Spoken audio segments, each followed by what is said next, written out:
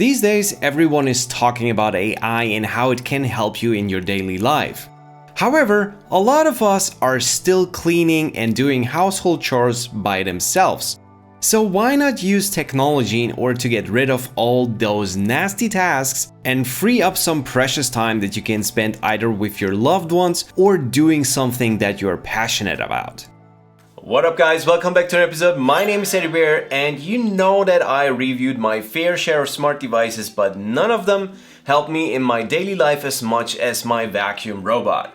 My longtime companion was the T9 Plus from Ecovacs, and I was super happy with the way it kept my apartment clean for the longest time, and it saved hours of my life that I could redirect to something useful. Thanks to the help of Ecovacs, I learned that their new T20 does an even way better job with less maintenance. So they were kind enough to send me a test unit of their Ecovacs T20 OMNI with hot water mop washing. Thank you Ecovacs for making this video possible. With that out of the way, strap in cause this one is about to be a long one, and I have a bunch of tips for you, so let's see what comes with the Ecovacs T20 OMNI. Not gonna lie, this box is one of the heaviest and biggest boxes that ever made it onto my unboxing table, so be careful when you move it around so you don't hurt yourself. First thing you'll see when you open up the box is a thorough quick start guide. However, I will still guide you through every step of the way how you can set up the T20. First, let's put aside the robot and just focus on the new station.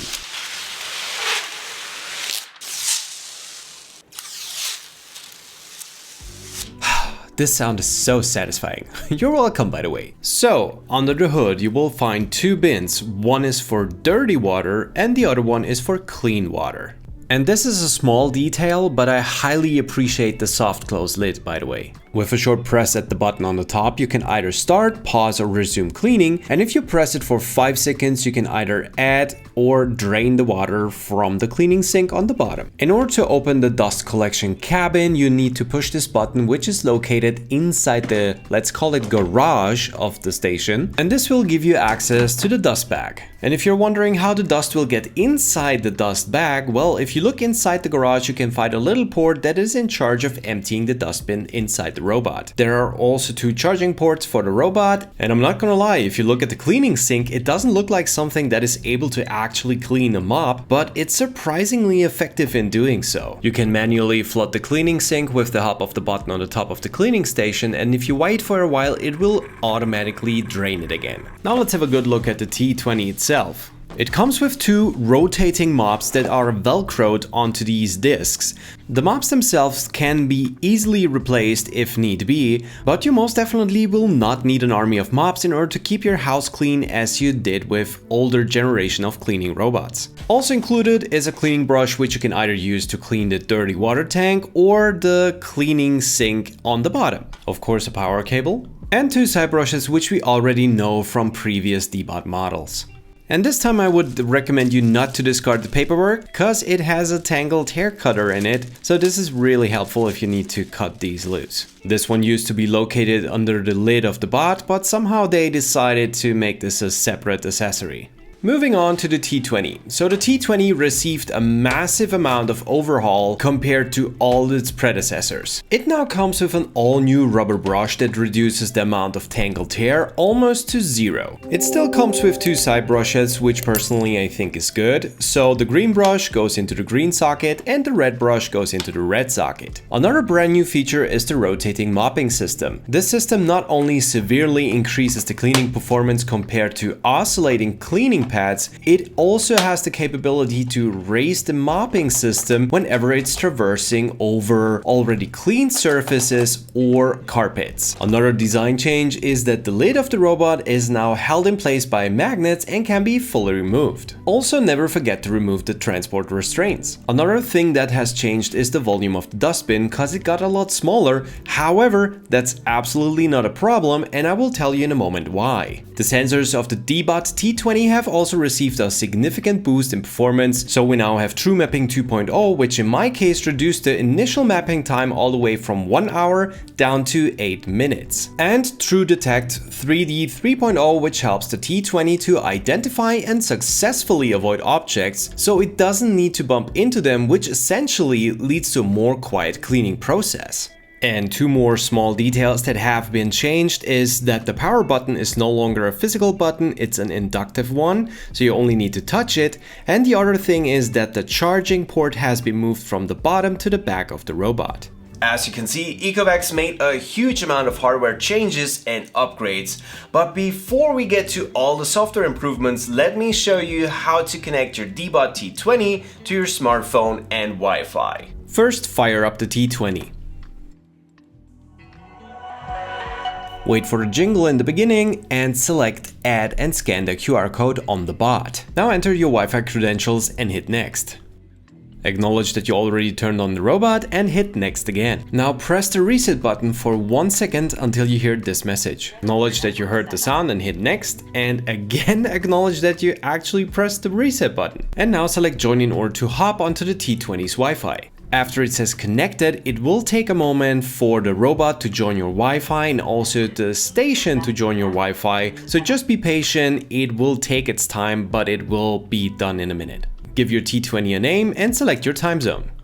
After that, the built-in assistant in a T20 called Yiko will introduce herself to you, but it's totally up to you whether you want to use her or not. And now it's finally time to get your first initial quick mapping running. Here's what happens with quick mapping. The T20 will start mapping your home with the help of the LiDAR scanner on its top. This means the scanner will within seconds visualize a map of the room where it's in and will just quickly move from room to room until it thinks it's discovered all cleanable areas. Once that's done, it will head back to the station and present you with a first initial map. In my case, I live in a 90 square meter apartment with an effective cleanable area of about 60 square meters, and it took the T20 roughly 8 minutes for the quick mapping. For better initial results, you should remove the mopping pads for the quick mapping. After this is completed, I would recommend you to start a regular auto cleaning process. With that, the rough map of your home will be enriched with the detailed readings of all the sensors of the T20. Once that is complete, it's time to clean up the map and set certain preferences.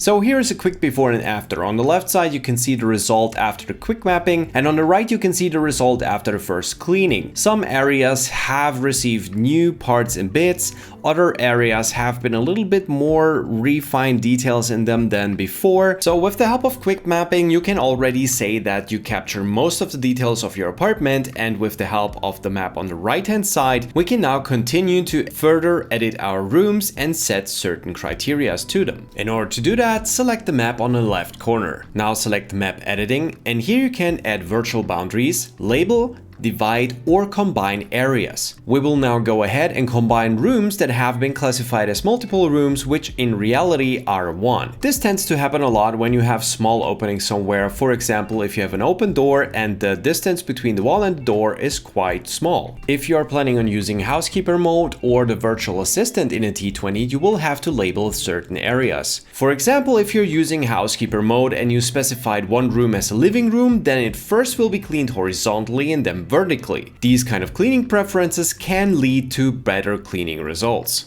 And if you have areas that you don't want to be mopped or cleaned at all, you can also set virtual boundaries. So let's say, for example, you have a shower and you don't want the bot to enter in there at all. You can set that with a no vacuum and mop area. And as a result, it will completely avoid this area. I do admit the initial setup can take a moment or two with all the features that are available. However, once that's done, you can lean back and enjoy the cleaning show. So now let's talk about cleaning performance. My absolute favorite new feature of the T20 are the rotating mops, because they contribute the most to the overall boost in cleaning performance. This is how close you'll get with the T20 to a wall in the regular cleaning mode, and that pretty much matches the pattern you would see on previous cleaning robots or ones that have the Osmo Pro oscillating cleaning plate. But now here's the new exciting thing. The T20 received a feature called Edge Deep Cleaning, which will be performed every 7 days when the robot is performing an auto clean.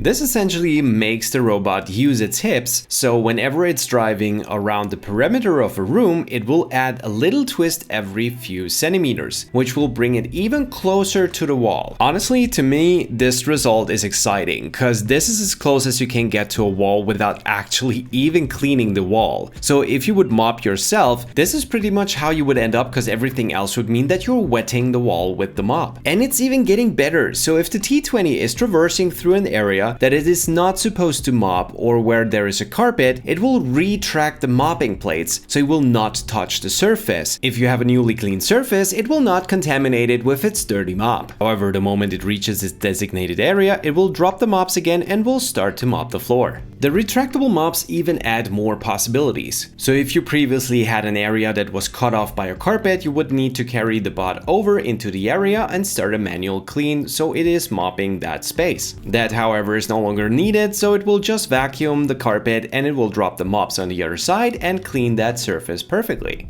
The cleaning performance of the T20 is already astonishing, but what if I tell you that you can increase its performance even further if you dive into the advanced settings? To get to the advanced settings, just swipe up inside the Ecovacs app. The first thing we'll talk about is cleaning efficiency. You have standard and deep. When the cleaning efficiency is set to standard, the overlap of every single mopping row will be roughly 50%. However, if you set it to deep, the overlap suddenly becomes 75%, and that makes a huge impact on how dirty your floors can be. This is especially helpful if you had a party, or you have pets, or you just have children who tend to mess up the floors a lot. The second thing I want to talk about is smart cleaning. The stock setting for the mop wetness is set to normal. If you're having tiles, that's absolutely not a problem, but if you are having real hardwood floors, I would highly recommend you to set it to low, cause for my taste, the mop was just too damp. And I gotta say, the cleaning interval with every 10 minutes for mopping pads is absolutely fine. For my environment, the 2-hour hot air drying time is also enough, but that will depend on the humidity in the area you live in. In order to avoid smelly mops, you might need to raise this value. In the beginning, I mentioned that the dustbin size of the T20 has been reduced to previous models, and with the auto empty setting set to smart, it doesn't really matter anymore, because every single time the T20 returns to the station in order to re-wet the mops, it will also empty the dustbin, and even if you have long-haired pets or a girlfriend with very long hair, you will never get to a point that the dustbin will overflow. Next thing we need to talk about is True Detect 3D obstacle avoidance, and about that feature I have quite mixed feelings.